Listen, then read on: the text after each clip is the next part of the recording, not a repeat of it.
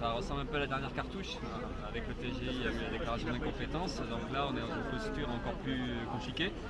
Mais on espère y arriver, on espère convaincre qu'il y en a qui prennent leurs responsabilités, qui s'en occupent. Parce qu'on a vu qu'il y avait un gouvernement qui, dans un premier temps, avait pris une position de bataille contre Ford en dénonçant la déloyauté et puis l'illégalité même de la fermeture de l'usine. Et puis là, depuis quelque temps, il n'y a plus personne. Et donc nous, on saisit la justice. Logiquement, on s'appuie sur le droit. On dit voilà, les licenciements sont illégaux, il n'y a pas de raison économique. Ford fait des profits, l'usine de même à Bordeaux fonctionnait très bien. Il y a tout ce qu'il faut pour que ça fonctionne très bien. Donc il n'y a aucune raison que ça ferme, aucune raison que ça licencie.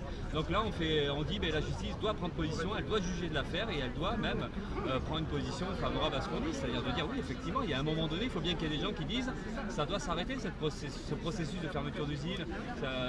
Parce qu'aujourd'hui tout est banalisé, c'est tellement facile de fermer, de licencier. Donc nous on espère beaucoup qu'à un moment donné il y ait une prise de décision qui soit favorable du côté des salariés et qui permette justement de réenclencher autre chose, de dire finalement on peut ne pas fermer l'usine, on peut ne pas licencier, on peut préserver l'emploi, privilégier le social avant les profits, avant la logique de rentabilité.